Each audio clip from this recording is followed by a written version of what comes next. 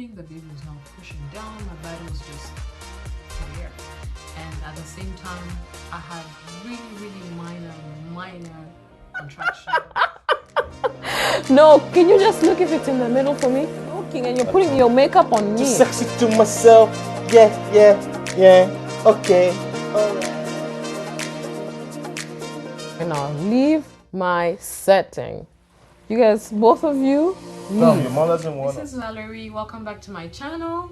And if you are new or you're a returnee, kindly like and subscribe. For those who are new, subscribe. For those who are returnees, kindly like this video as we engage together. And so today I want to talk about my journey into motherhood. Last year I was blessed with a baby boy by the name of Ezekiel, and this year today he's already 1, and that was November 18th.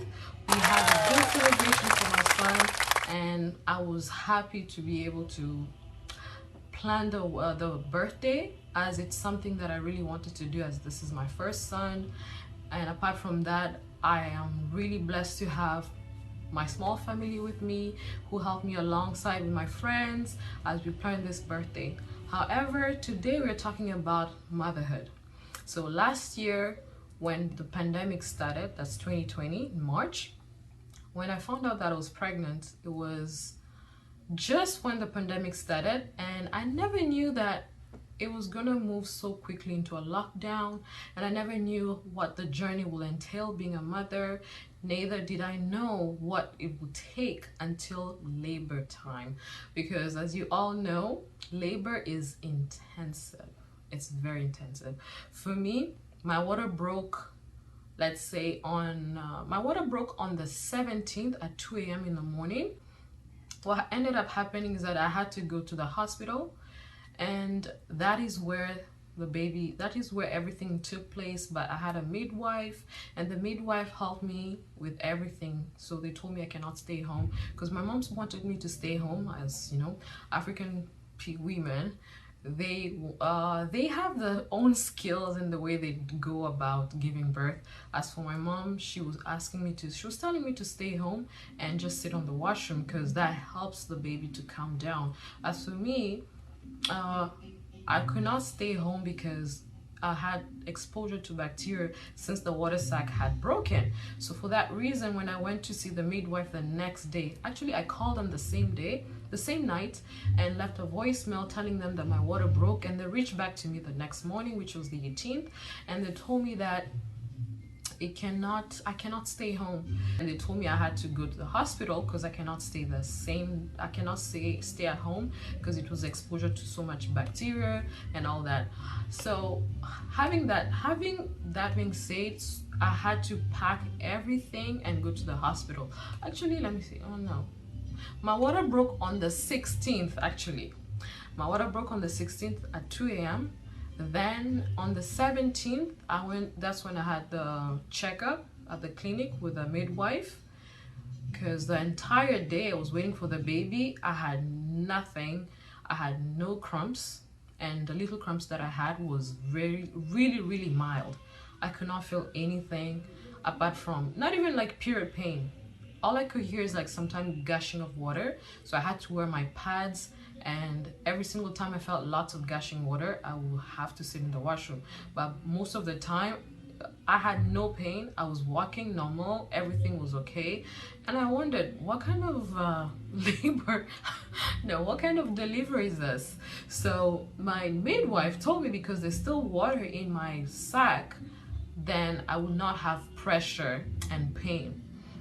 However, she booked for me an appointment to go to the hospital, and we checked into the hospital around 5 p.m.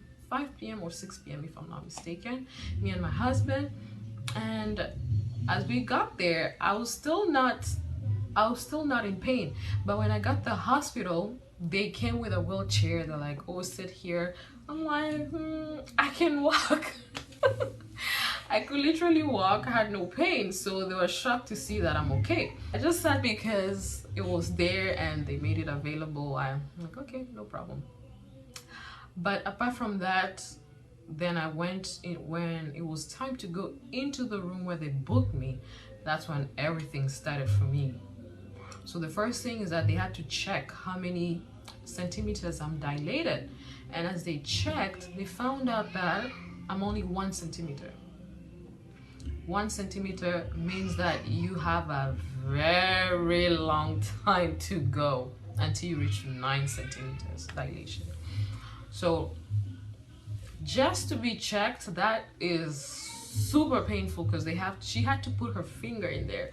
She's like trying to see if her finger can reach where the baby is, and when she put one finger, it was not reaching, so she had to take the second finger and just to see. Another thing that was with my pregnancy is that I have low iron and platelets. So platelets is what helps you clot a wound. That's if you have a wound, what makes the wound dry so you cannot bleed more is platelets. And I only remember about platelet in biology class. I never knew that platelets and giving birth is something that you have to know the count. So when they told me about my platelet levels, I was about 7 months. And they told me I had to bring it up, otherwise I will not be able to get an epidural, and I have to do it natural. That scared the hell out of me. But my mom kept on telling me to stay positive, and I had to look for ways to bring up my platelets. And the first thing I did is to go on Google, find out what can be done. Because even though they told me my platelets are low, they told me that I have to bring up my iron, and they gave me iron pills. But the first time I went to test, my platelets were still low, but my iron was up, which was weird. So I went to YouTube and checked what other women have gone through. So when I went to YouTube, I found out that in order to bring up platelets, there's natural ways and also artificial ways. The natural way of bringing up platelets is by taking something called wheatgrass in powder form, or you can also boil the wheatgrass itself and drink the water. But because we're here in Canada, there's no way you can find the wheatgrass just growing anywhere. Therefore, I had to order something online. So I went on Amazon, and then I went on eBay. Not eBay, sorry, Amazon, and another website that just sells herbal stuff. And I got the wheatgrass. I started drinking my wheatgrass every single time, morning, evening, and I was so dedicated, making sure that I do not miss even one day. After a month of taking my wheatgrass daily as recommended by the doctor, because the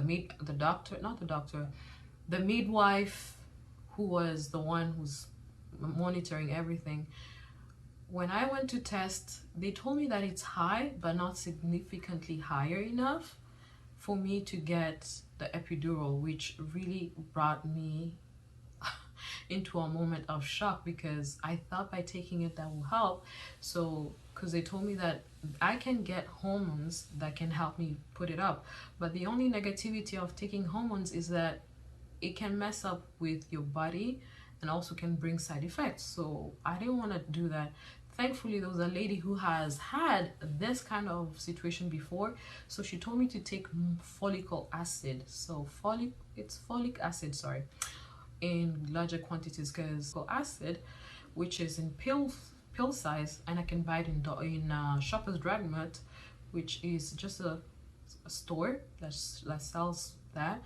She told me the quantity and where I can get it. So she told me if I take that 3 times a day, that can bring it so much higher, faster. Therefore, I went to purchase that, and I took it every day. I started taking it, and that's when I was about 9 months and a half, 2 weeks from giving birth.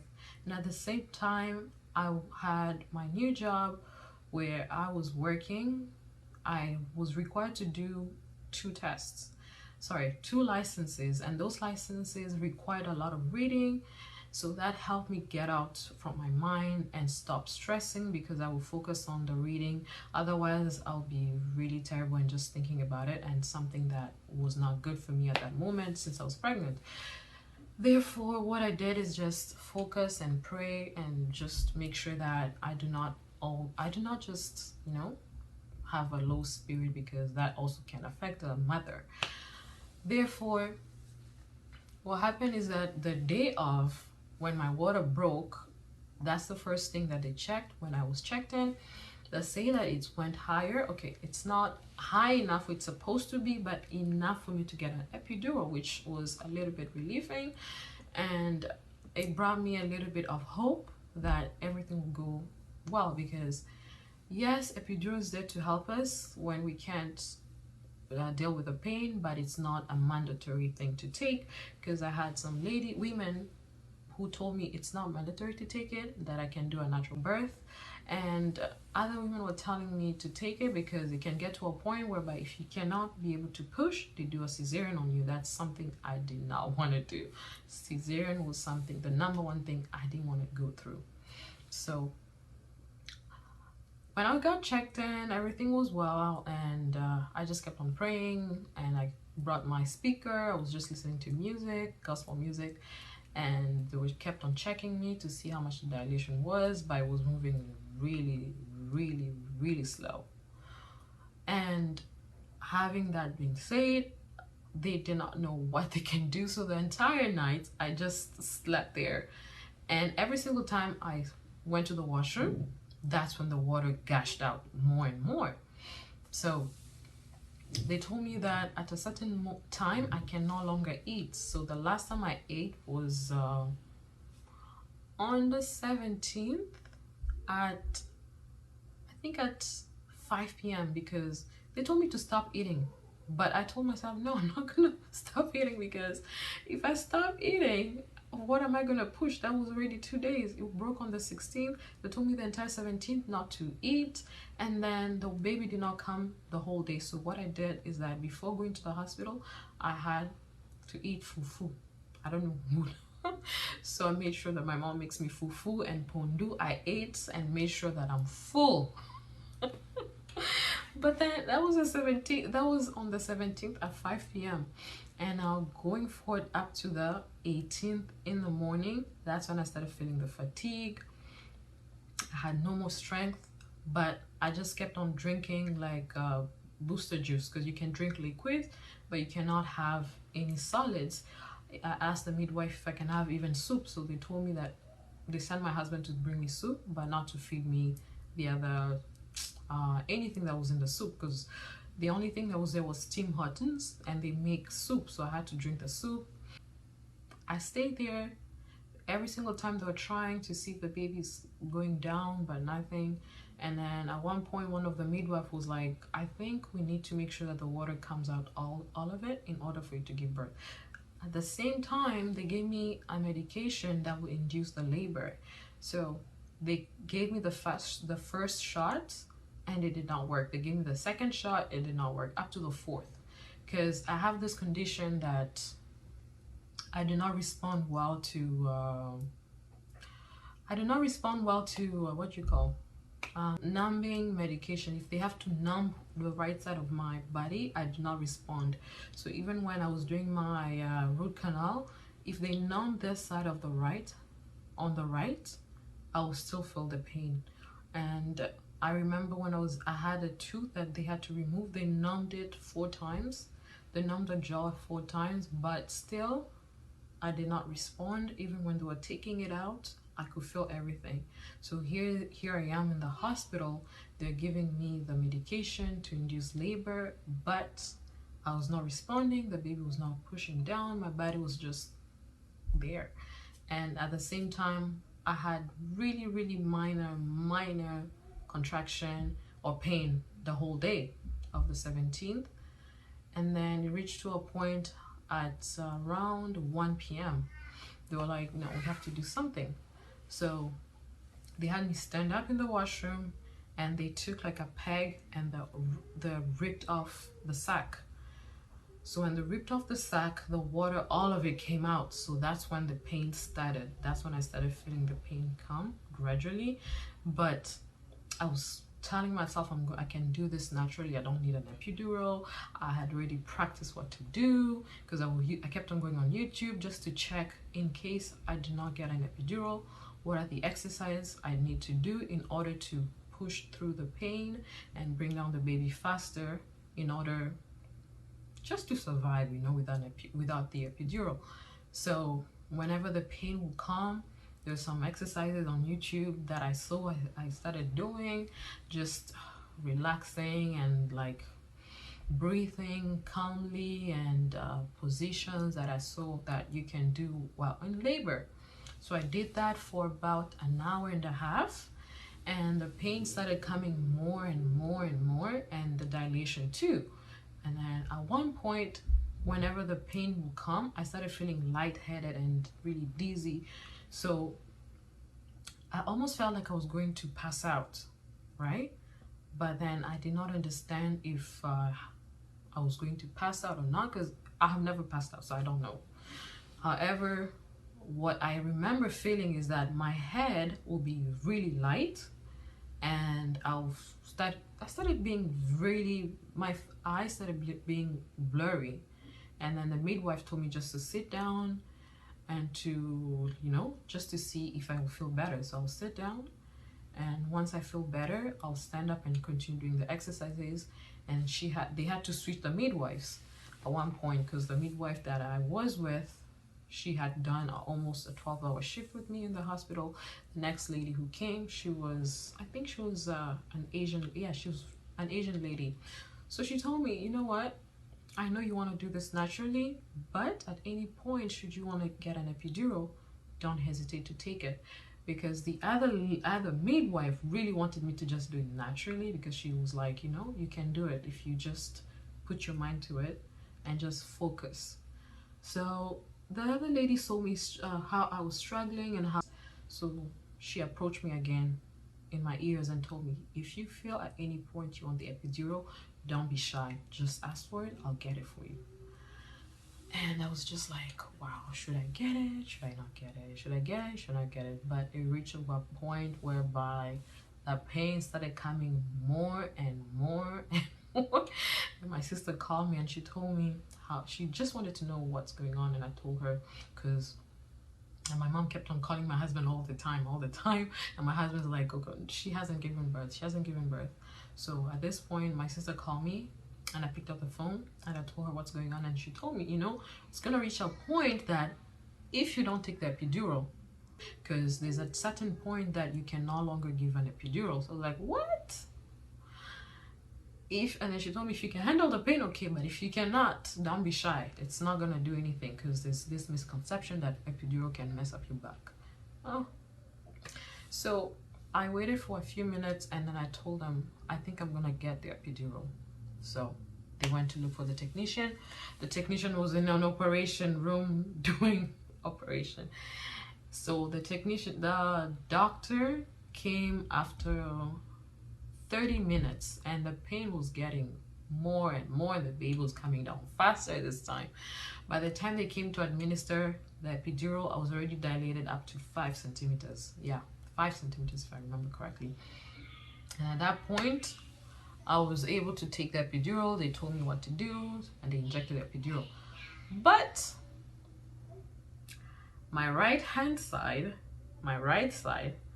was not responding to it. So every single time the pain came, I felt everything, but my left side was numb. So they had to go look for a pump. Just to find that pump, it was almost 1 hour. I was like, holy, I could not take it. But then when it came, so what I started doing is that I'll press the pump. As soon as I feel the pain start coming, I press the pump. If I missed to press the pump, then I feel the entire pain to the end. Because if you just miss the start of the contraction, then you can no longer stop the pain.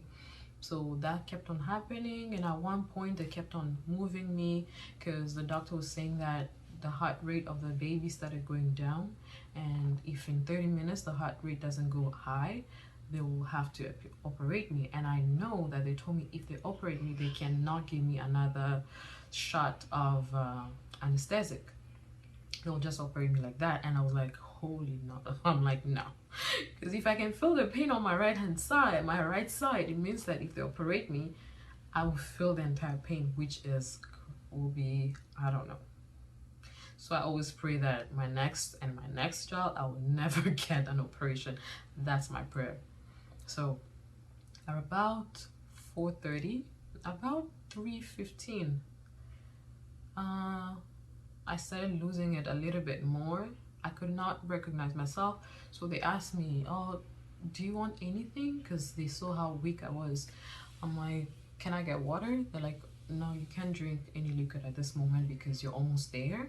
So the lady said she's gonna give me ice cubes. I'm like, what is ice cubes? That's how bad I was. That's how bad it was. She's like, liquid water. I'm like, huh? She's like, ice cubes. Ice cubes. I'm like, huh?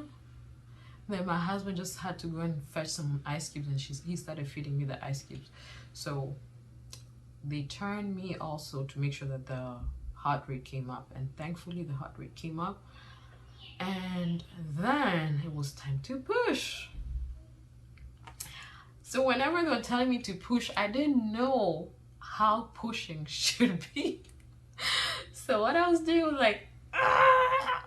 So when you do like that, ah! I didn't know that I had to push pressure on my body so I can press the baby and go down. So they kept on telling me what to do. But one thing I'm thankful is that the midwives were really, really helpful, because I've heard horrible stories with people who did not go with midwives and only the doctor and nurses. So the midwife, those two midwives, my husband, so all of them were like my army. So two of them were holding me on my hand, and my husband, no, they gave my husband like a towel. So they told him to hold the towel on the other end, and I hold the towel on the other end. So as I was pushing, I would hold the towel and just push. And the two midwives were holding my leg up. So I pushed and pushed and pushed. And then at around 4:30, I was able to give birth. I was like, oh my God, I had tears in my eyes because it was my first time to meet my baby. It was so wonderful. So wonderful. I give thanks to God because it's not easy. That labor is not easy. Giving birth is not easy. I was in labor for 36 hours. That's Jesus! And I was able to get my baby boy. But the entire pregnancy, what I didn't mention is that I thought I was gonna have a girl, because the technician who was testing to see the gender made a mistake. And at the same time, I never wanted to know the sex, but at one point I asked them, what's the gender? So they told me the gender is a girl. Girl, I was happy. But then closer to my due date, I went again and I asked, and the lady said it's a boy. I'm like, no. All these months I knew it's a girl. They're like, no, it's a boy. I was like, oh my God, because I already had a name for a girl. I even had dreams that I was holding a baby girl. So for him to be a boy, I was like, how did it change? So even when I gave birth, I had to ask, is it a girl or a boy? They told me it's a boy. I'm like, oh, okay. At least it's a boy. I don't care if it's a boy or a girl, but I'm happy that I had my baby. So today I just wanted to share that story to encourage other women, because labor has so many ups and downs, and we take it lightly sometimes when you see other women pregnant. Everybody's journey is different, but everybody's story into the journey of pregnancy until labor is also different. There are people who have far more worse situation and experience than me, and for me to have gone through that, it was something that really strengthened me and made me even stronger, because I don't know what's going to be how my next journey will be. However, I pray that it's going to be a smooth one, and that I do not have to go through ups and downs of the platelets and iron. So one thing I just want to point out is that even if you're not pregnant, make sure that you check your health. You do a checkup, you check and you take multivitamins, just to make sure that whatever is lacking in your body you have, because when we give birth, there's a lot of things that depletes in our body, because the placenta holds a lot of things that keeps the baby alive. So imagine that placenta is formed out of you, so it means that a lot of nutrients that are coming from you are going to the placenta. So even when you give birth, you still have to eat healthy and be healthy. So I'm here to encourage more women to be healthy, take your multivitamins, do daily checkup, check what is missing, what do you need to do research on do research on pregnancy, watch videos, and what can it be done. I mostly prefer natural ways because natural ways tend to have less side effects than chemical stuff, pills and all that. So therefore that taught me to always do my checkup, always take my multivitamins, and make sure that for my next pregnancy I do not have to go through all this. So I hope you enjoyed this video, and I hope to see you again on my next video.